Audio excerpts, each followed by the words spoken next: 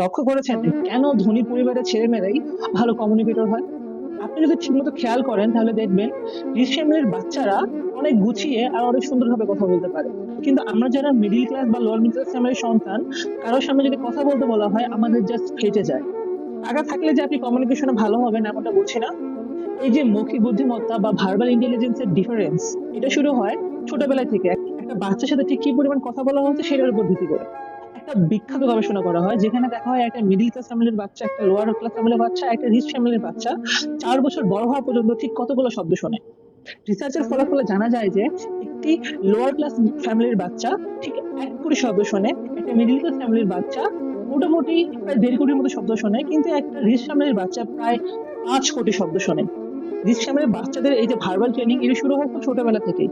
Rich family প্যারেন্টসরা তারা তাদের 3-4 বছরের বাচ্চার কাছ থেকে তাদের মতামত জানতে চায়, তাদের অনুভূতি জানতে চায়।